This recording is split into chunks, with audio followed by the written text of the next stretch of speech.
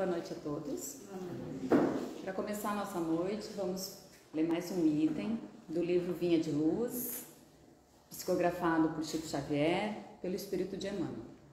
O item é o 116. Não só. E peço isto, que a vossa caridade abunde mais e mais em ciência e em todos os conhecimentos. Está em Paulo, Filipenses, capítulo 1, versículo 9. A caridade é invariavelmente sublime nas menores manifestações. Todavia, inúmeras pessoas muitas vezes procuram limitá-la, ocultando-lhe o Espírito Divino. Muitos aprendizes creem que praticá-la é apenas oferecer dádivas materiais aos necessitados de pão e teto. Caridade, porém, representa muito mais que isso para os verdadeiros discípulos do Evangelho. Em sua carta aos Filipenses, oferece Paulo valiosa assertiva com referência ao assunto. Indispensável é que a caridade do cristão fiel abunde em conhecimento elevado. Certo benfeitor distribuirá muito pão, mas se permanece deliberadamente nas sombras da ignorância, do sectarismo ou da autoadoração, não estará faltando com o dever de assistência caridosa a si mesmo? Espalhar o bem não é somente transmitir facilidades da natureza material. Muitas máquinas nos tempos modernos distribuem energia e poder automaticamente. Caridade essencial é intensificar o bem, sob todas as formas respeitáveis, sem olvidarmos o imperatismo de autossublimação, para que outros se renovem para a vida superior, compreendendo que é indispensável conjugar no mesmo ritmo os verbos dar e saber. Muitos crentes preferem apenas dar e outros se circunscrevem simplesmente em saber. As atividades de todos os benfeitores dessa espécie são úteis, mas incompletas. Ambas as classes podem sofrer presunção venenosa. Bondade e conhecimento, pão e luz, amparo e iluminação, sentimento e consciência são arcos divinos e integram os círculos perfeitos da caridade. Não só receber e dar, mas também ensinar e aprender. Vamos refletir.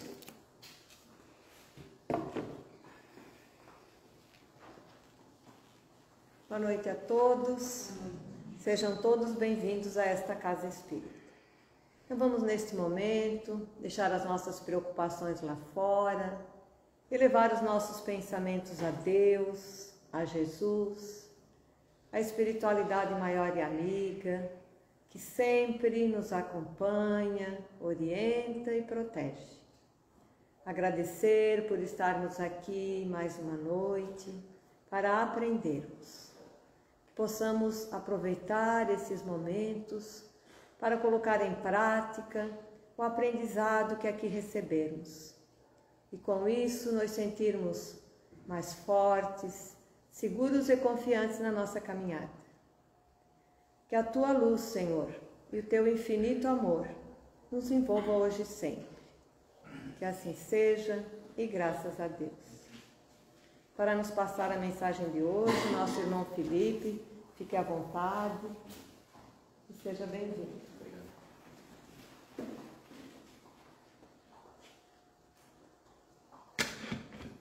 Boa noite. Boa noite. Enorme gratidão por estar aqui mais uma vez. Dupla gratidão pelo convite e pela oportunidade que a casa abre, que esta casa abre, da gente falar sobre diversos temas. Quando o setor de palestras lá, a coordenadora Síria mantém contato, ela sempre deixa aberto a questão do tema. Isso é muito gratificante, assim, parabéns pela casa por essa oportunidade. Hoje nós vamos falar um pouquinho de história e o tema principal vai ser o livro Brasil, Coração do Mundo, Pátria do Evangelho. É um pouquinho de história, mas é uma história sobre a ótica espírita, né, da doutrina espírita. Então, nós vamos seguir, como o livro inicia, com o descobrimento do Brasil, até o Brasil se tornar república. Então, nossa história inicia no final do século XIV, quando Jesus vem fazer uma de suas periódicas visitas ao planeta para ver como está o andamento, como está o comportamento do homem desde a sua passagem aqui, e como foram absorvidos esses ensinamentos.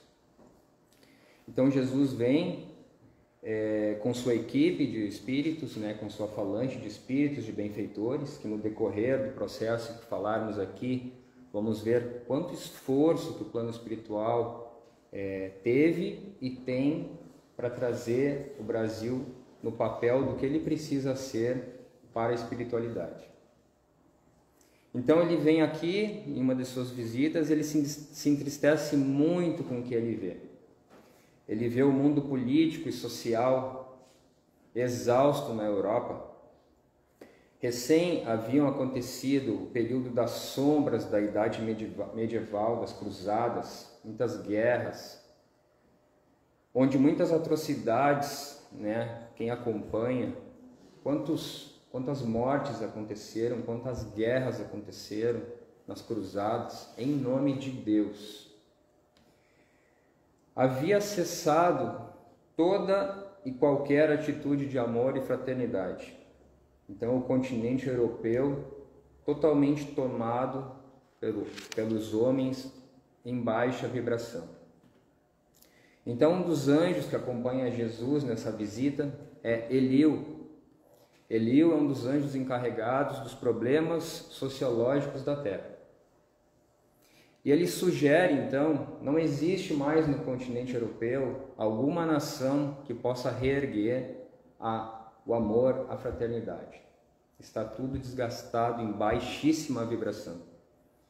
Então, Eliú sugere a Jesus que venha conhecer uma nova terra para implementar o Evangelho, livre e isenta dessa baixa vibração, e que todos os continentes já se encontravam, Então, esta nova terra, mais tarde, seria o continente americano.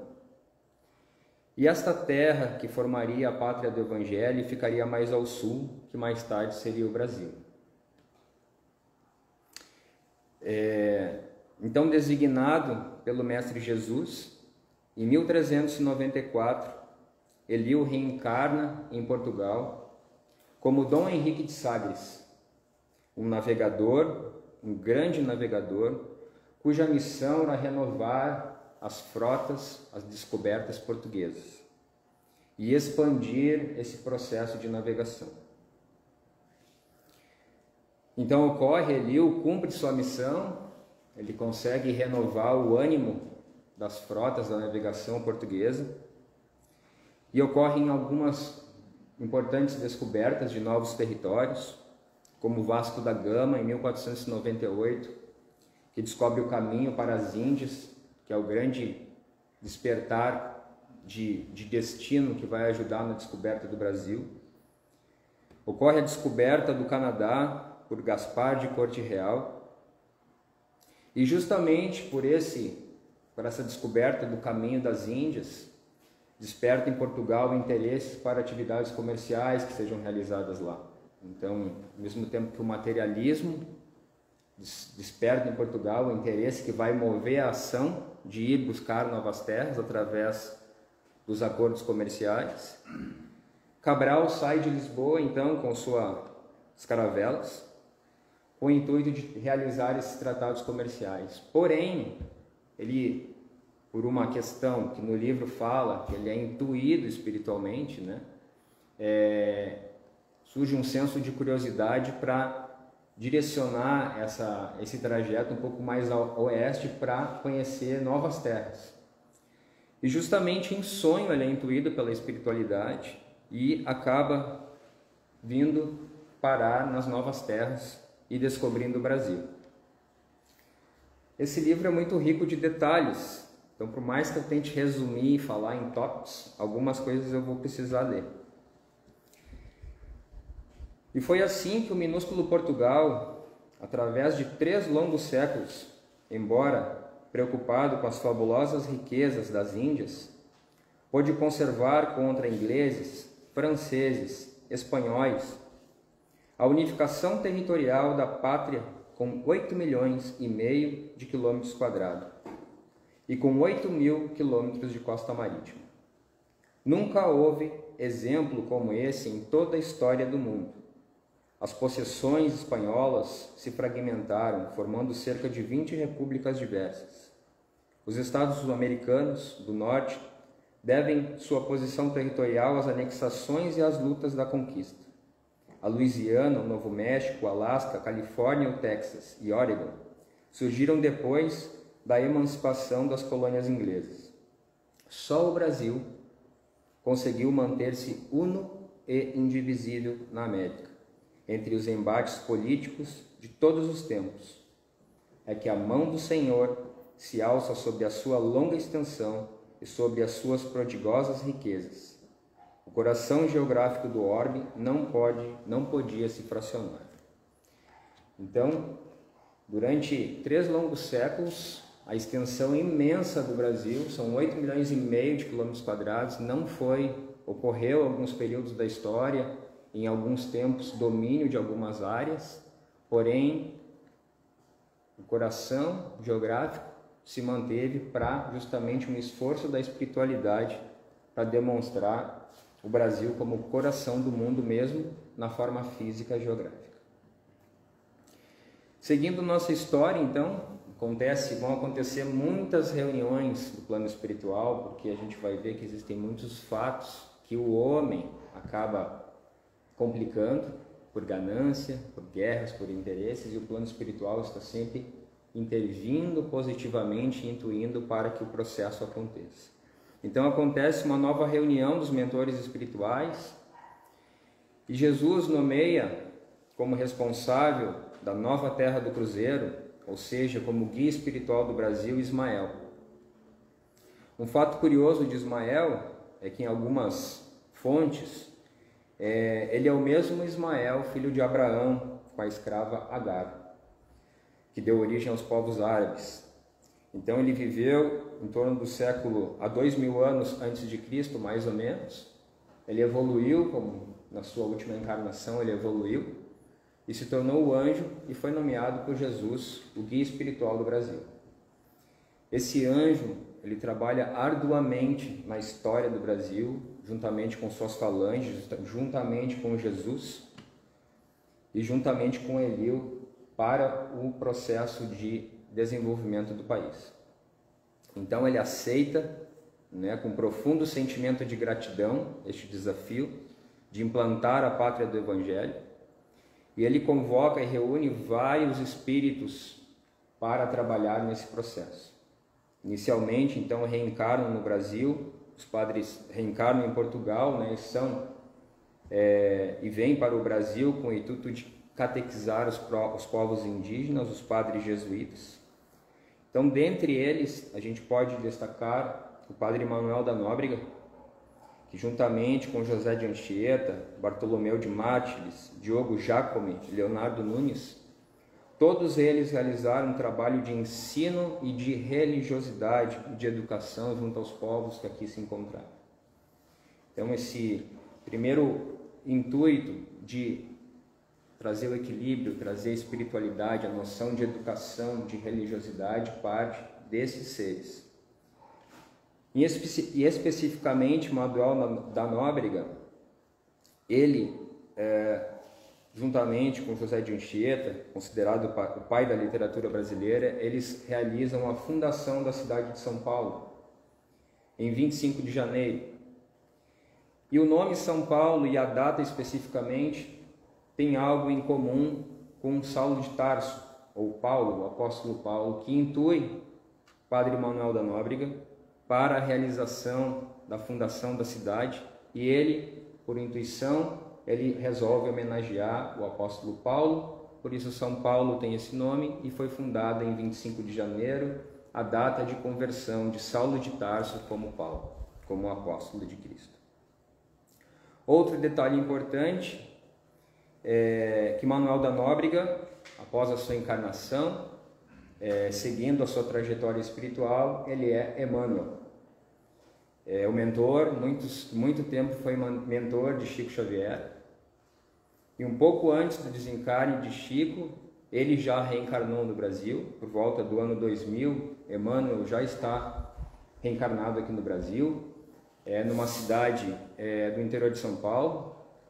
Hoje deve ser um jovem de 20, 21 anos, e ele vai contribuir muito ainda, segundo a espiritualidade, para a trajetória e o desenvolvimento do nosso amado Brasil. Seguindo a história, então, Portugal está muito focado nos interesses materiais, então é só a materialidade. E a Espanha acaba dominando o mercado de navegação, todos os mares são novamente dominados pela Espanha, que acaba extraindo através do ouro de todo mundo, acaba extraindo e levando para Madrid. E Portugal entra sobre esse domínio. Aí, o Brasil já está descoberto e começam a vir os primeiros habitantes, e os europeus, eles acabam trazendo os primeiros escravos, os povos vindos da África. E aí, o descobrimento do Brasil está linkado também ao início da escravidão no Brasil. A escravidão já existia em várias partes do mundo no período anteriormente, mas o Brasil está relacionado à formação do Brasil, à escravidão. Então, os europeus, fazendo uso do seu livre-arbítrio, tratam esses povos africanos e os indígenas também com total desrespeito à sua liberdade, tratam como um comércio, como mercadoria. São seres humanos, porém, dentro do seu livre-arbítrio, acabam tirando totalmente a liberdade desses povos, em privação de alimento, enfim, que a gente já acompanhou em relação à escravidão no Brasil, Isso gera um processo kármico, tanto individual, com aqueles senhores que estão dominando os escravos, quanto no coletivo, no âmbito de consequências morais para o Brasil. E aí, Ismael fica inquieto com toda essa maldade que vem acontecendo, com todo esse domínio aos povos africanos, e conversa com Jesus e pede uma intervenção sobre isso, o que pode ser feito. E Jesus, em sua sabedoria, ele explica que o homem está fazendo uso do seu livre-arbítrio, mas a gente pode ver que nada nas leis universais, nada do plano espiritual é por acaso. Quem são esses escravos que hoje estão passando nesse período de trabalho, Então, a este tempo, a terra do Evangelho não é mais conhecida pelo nome suave de Santa Cruz. A força das expressões comuns dos negociantes que vinham buscar as suas fartas provisões de pau-brasil, seu nome se prende agora ao privilégio de suas madeiras. Os missionários da colônia protestaram contra a inovação adotada, mas as falanges do infinito sancionaram a novidade imposta pelo Espírito Geral, considerando as terríveis crueldades cometidas na Baía da Guanabara, em nome do mais caricioso dos símbolos. A sanção de Ismael, a escolha da nova expressão, objetivava resguardar a pátria do cruzeiro dos perigos da Inquisição, que na Europa fomentava os mais hediondos movimentos em nome do Senhor.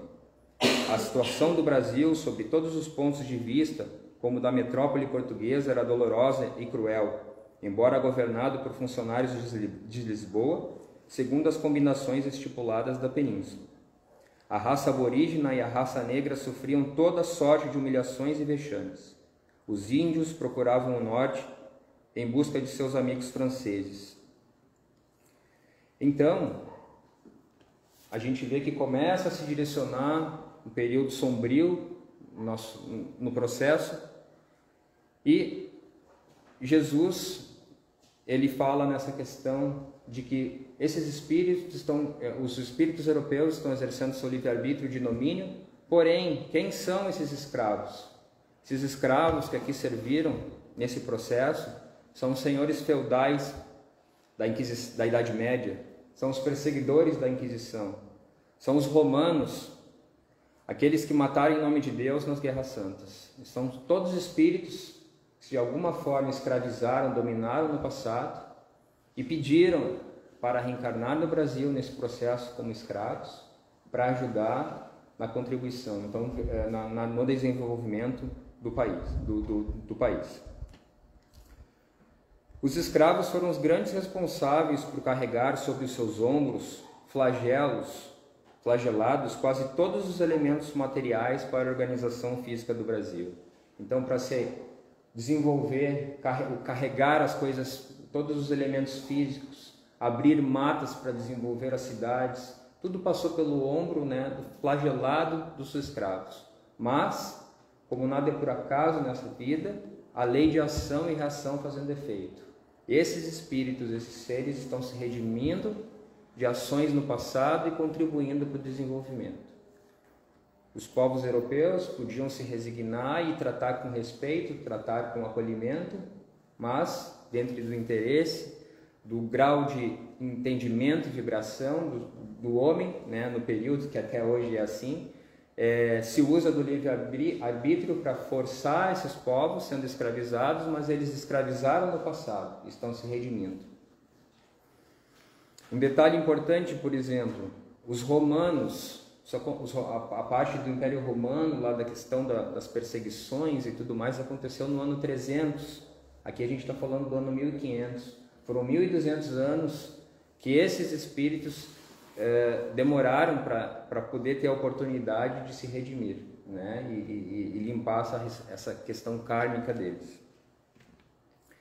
Então ocorrem outros processos, né? A história vai seguindo e ocorre a questão no Brasil de um princípio da invasão holandesa. Então os primeiros missionários que haviam reencarnado retornam para o plano espiritual e pedem ajuda a Ismael para que fosse feito algum auxílio em relação à escravização, à escravidão. E aí o plano espiritual se usa mais uma vez de um elemento de uma invasão territorial para trazer ao Brasil a alma, um espírito que venha contribuir para poder acalentar e acolher a questão desse sofrimento dos escravos. Então, o príncipe de Nassau, ele vem, fica um tempo aqui no Brasil, mais ao norte, onde é mais forte essa questão de sofrimento, de escravidão. Então, ele vem ao Brasil com o intuito de uma invasão, o plano espiritual se usa desse motivo, e esse príncipe ajuda muitos escravos, muitos povos indígenas a ter um pouco mais, ser um pouco mais amenizado esse processo durante um tempo. Seguindo a nossa história, no início do século XVII, Portugal está em profunda decadência. Sob a regência de reinado de Filipe III da Espanha, todas as conquistas portuguesas haviam desaparecido. Então Elio, que tinha comandado o desenvolvimento lá da parte de navegação portuguesa, como Henrique de Sagres, ele implora misericórdia a Jesus. E aí vou ler mais um trechinho. Mestre, diz ele compungidamente, venho pedir o vosso auxílio paternal para que a terra portuguesa, cujas experiências amargas tocam agora ao auge de suas penosas provações coletivas, humilhada e vencida, ela implora a vossa divina providência através de minhas palavras, no sentido de ser possível aproveitar as forças derradeiras para uma reorganização política e econômica que a possa esquivar de tão angustiosa situação. Então, Elio relata a Jesus que plano teria para realizar essa melhoria no ambiente, né? E ele vai utilizar da família real portuguesa para tentar melhorar todo esse ambiente. Então, em 1640, tem o seu reinado restaurado com o apoio da espiritualidade, com Dom João IV. E com Dom João no reinado, quem tem ascensão é o padre Antônio Vieira.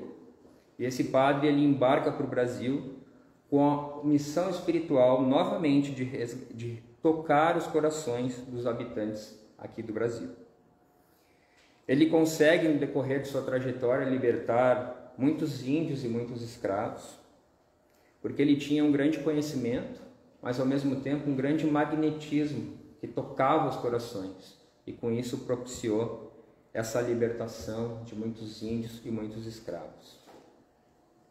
Seguindo, Ismael convoca nova reunião para elaborar novos projetos com todos os espíritos que iriam reencarnar. Então surge a necessidade de edificação da cidade, de desenvolvimento do Brasil. E aí a gente entra na parte dos colonizadores, né? Muitos reencarnam como colonizadores, desbravadores, para descobrir as riquezas, com o interesse de descobrir as riquezas, principalmente o ouro e todas as pedras preciosas. Surge a necessidade de desenvolver as cidades, edificar cidades, fomentar a agricultura e a pecuária, o desenvolvimento das atividades. Então, no final do século XVIII, o Brasil sofria o máximo de vexames no que se referia à sua liberdade, pois era totalmente dominado por Portugal e que novamente se encontrava com seu reinado em decadência. O centro das riquezas era Minas Gerais, ouro e diamantes, chamava a atenção de todo mundo. E o clero, a magistratura e o fisco, junto com os ambiciosos que se estabeleceram na região, se apossavam de todas as possibilidades econômicas. A ânsia por fortuna, a ganância. O povo passava miséria.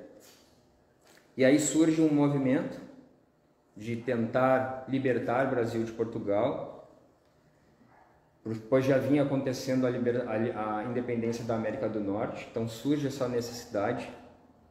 Idealizado por um grupo de intelectuais mineiros, surge este movimento separatista que foi conhecido como a Inconfidência Mineira ou Conjunção Mineira.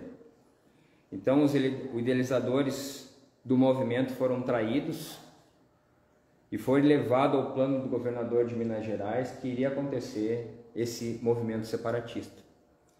E o governador de Minas Gerais, leva o vice-rei Luís de Vasconcelos, e este se encarrega de prender os idealizadores do movimento. Todos são presos, com exceção aqueles que são amigos do vice-rei Luís de Vasconcelos, ele poupa, ele não prende, mas todos os outros integrantes do movimento são presos. E dentre eles, a principal figura que nós conhecemos é Tiradentes, que é condenado à forca e esquartejado para servir de exemplo para futuros movimentos separatistas. Portugal não admitia isso. Um detalhe importante sobre Tiradentes é que ele é amparado pelo plano espiritual, ele é enforcado e ele não vivencia as dores do processo de esquartejamento. O plano espiritual retira ele antes, né? Em 21 de abril de 1792, ele desencarna e é recebido no plano espiritual justamente por Ismael. E assim diz Ismael para Tiradentes: irmão querido, exclama ele, resgatas hoje os delitos cruéis que cometeste quando te ocupavas do nefasto mister de inquisitor, nos tempos passados. Resgatado sua dívida, então Tiradentes também foi um inquisitor no passado, veio reencarnar com um intuito, e ele passa a fazer parte então da equipe de Ismael no plano espiritual.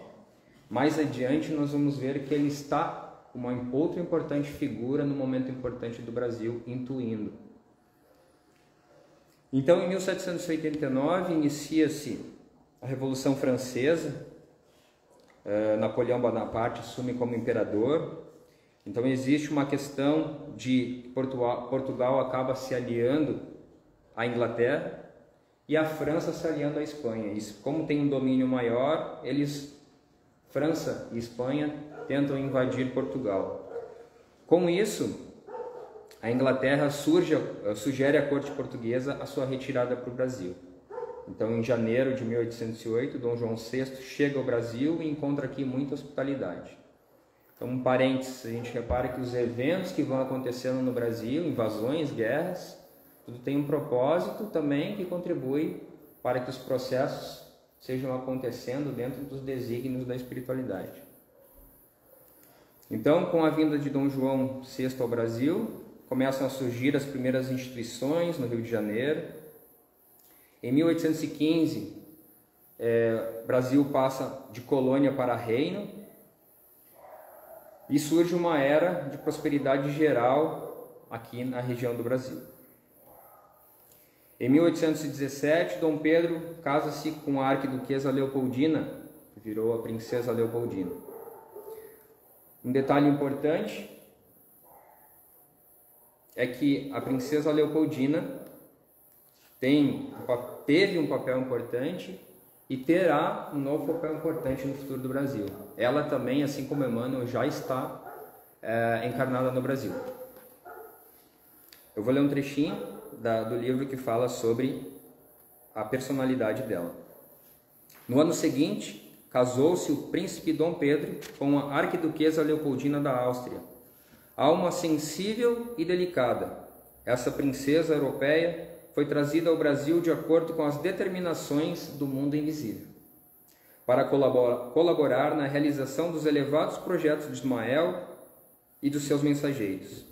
Somente o seu coração doce e submisso poderia suportar resignadamente as entranhices do seu esposo, em um dos períodos mais delicados de sua vida, sem provocar escândalos que acarretariam atraso na marcha dos acontecimentos previstos. Então,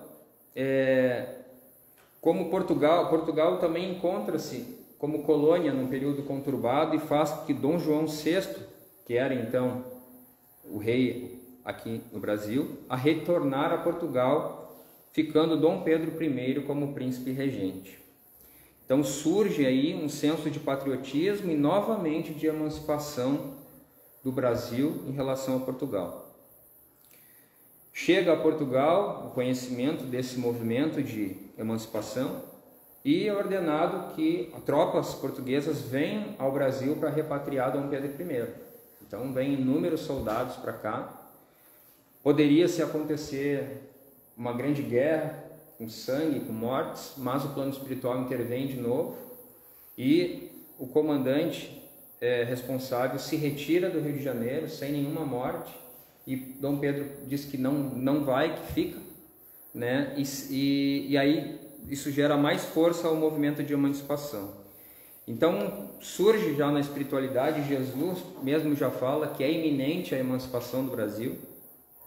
Então, para trazer adeptos, para equilibrar os estados sobre essa questão, José Bonifácio aconselha Dom Pedro a uma viagem a Minas Gerais, para unir adeptos a este movimento. No seu trajeto de volta ao Rio de Janeiro, Dom Pedro está acompanhado do espírito de Tiradentes. Tiradentes está intuindo Dom Pedro para realizar o processo de emancipação. Vejam só o trabalho desses espíritos maravilhosos na nossa história. Então, nesse trajeto, ele recebe uma carta da princesa Leopoldina, né, atestando a declaração, atestando a independência, a proclamação da independência do Brasil. E às margens do Riacho da Ipiranga, em 7 de setembro de 1822, sob o grito de independência ou morte, está proclamada a independência da pátria do Evangelho. Após a proclamação, Ismael relata a Jesus tudo o que se havia conquistado e começa então a organização política e social da pátria do Evangelho. Nasce em 1825, filho de Dom Pedro I e Dona Leopoldina, aquele que seria o grande imperador, Dom Pedro II. Um detalhe sobre Dom Pedro II é que em sua encarnação passada, ele faz parte da história da crucificação de Cristo. Dom Pedro II foi a encarnação de Longinos, o centurião romano, é aquele centurião da história, para quem acompanhou, quando Jesus está crucificado, que ele enfia uma lança para ver se Jesus ainda tem vida, e do corpo de Jesus jorra um líquido que cai nos olhos de Longinos, que tinha um problema de visão, ele é curado imediatamente. E isso toca profundamente ele, e ele entende que aquele que está na cruz, aquele crucificado, é Jesus, e se converte. Então é conhecido na Igreja Católica como São Longuinho, que na sua encarnação como Longinos ele recuperava as coisas do Império Romano, ele ia buscar, então quando se perde alguma coisa, se faz, no catolicismo se chama São Longuinho, né? Tem lá um dito que se fala, né? Mas mais um caso de um espírito, um ser que trabalhou no processo de Inquisição, né? Como centurião que perseguiu cristãos, se converteu e hoje está fazendo parte do processo de desenvolvimento do nosso país. Então surgem movimentos neo-espiritualistas, as primeiras experiências espiritistas, grupos de homeopatia e passes magnéticos. Até antes, no Brasil já surgia essa necessidade do que os fenômenos das mesas girantes que se relata no Livro dos Espíritos, que é o marco das primeiras curiosidades sobre a doutrina espírita, né? Muitos espíritos missionários a partir daí encarnam no mundo e no Brasil, dentre eles Adolfo Bezerra de Menezes. Surgem os primeiros grupos espíritas e assim a obra de Ismael está definitivamente instalada na pátria do Evangelho. Em 1841, Dom Pedro II é coroado imperador e consegue estabelecer tranquilidade, acolhimento e desenvolvimento no seu governo. Mas ainda existe uma questão que impede o Brasil de seguir no seu processo moral de espiritualidade, que é a questão da escravidão. Então começam a surgir também os primeiros movimentos abolicionistas, pois em 1887 no Brasil possuía mais de 720 mil escravos. Então Ismael novamente interfere e articula do alto os elementos necessários a esse grande processo. Então o generoso imperador Dom Pedro II é afastado nos primeiros meses de 1888, sob a influência da espiritualidade, e a regência do Brasil vem para a princesa Isabel. Ela já tem o amparo espiritual, já tinha sancionado outras leis de benefício aos escravos, e com sua coração, com sua amorosidade, em 13 de maio de 1888 é assinada a Lei Áurea, que acaba com a escravidão no Brasil. Então foram mais de 350 anos de escravidão, foram mais de 4 milhões de negros vindos da África. E reparem bem, lembra que eu falei no início, esses escravos eram os inquisitores do passado, eram os perseguidores do passado. Olha o resgate, eles ajudaram para a contribuição do planeta. E quantas histórias que a gente vê nos livros, as escravas amamentavam os filhos dos senhores que as açoitavam. Elas tinham amor em receber os filhos daqueles que açoitavam e escravizavam e torturavam. Então, ao mesmo tempo, o desenvolvimento do país, com o exercício do resgate do amor e da fraternidade desses povos. E aí, concluída o processo da abolição da escravatura, com a evolução do país, né, não surge mais um processo de império para o Brasil, surge a ideia da república. E em 15 de novembro de 1889 é proclamada, então, a República do Brasil, né, a proclamação da República. E aí, ao mesmo tempo, é onde se encerra a história do livro. Tudo isso a gente falou mais de história hoje, mas sobre a ótica da espiritualidade, mas para comprovar, através dessa obra maravilhosa, que eu recomendo quem não leu que leia. A primeira vez que eu li eu não entendi nada e depois eu fui pesquisando nos detalhes. Magnífica, para a gente ver o que o nosso Brasil representa para o universo, nesse período que a gente tem um mundo diferente, né, desde o ano passado, para a gente entender o que é a espiritualidade, os planos que Jesus tem para nós. Em vários momentos do livro ele relata isso, ele tem a tranquilidade sobre o amor desses espíritos, a gratidão que a gente tem que ter, principalmente por Ismael e Elil, do trabalho árduo, do esforço deles para transformar nós futuramente. Nós já somos, né, um país bastante espiritualizado, ainda temos muito, mas a importância que tem o Brasil no mundo para Jesus, o que ele espera, a pátria do Evangelho, e para tocar o que a gente possa fazer a nossa parte dentro da espiritualidade, né, em ação, em caridade, em amor, através dos fatos da história, que a gente possa ser tocado quanto a isso. Muito obrigado.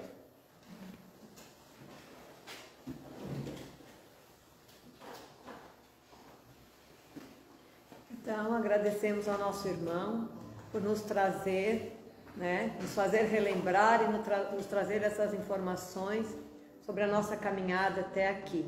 E faz tão pouco tempo, né? Isso nos mostra e nos faz entender quantas coisas nós ainda estamos vivenciando nesse processo todo, né? Faz 2 anos eu reli esse livro, eu estava pensando em que reler de novo, porque para a gente entender verdadeiramente a mensagem de um livro, nós temos que lê-lo 5 vezes. 5. A gente mal lê uma, né? Correndo. Sim. Quer mais chegar no final para ver como é que acaba, né? Então, ele nos faz entender os nossos desafios de hoje, dessa nossa caminhada, é a nossa história, né? E a gente muda e se transforma pelo conhecimento. Então, muito obrigado, né? Que a espiritualidade te envolva em muita paz e muito amor, para que continue nessa busca e nos trazendo, né, informações tão preciosas também. Então, vamos agradecer por tudo que aqui recebemos, que possamos com isso nos sentirmos melhores, mais tranquilos e termos paz em nossa vida. Então, assim encerramos a primeira parte dos trabalhos desta noite e vamos nos preparar para o passe coletivo. Uma boa noite a todos.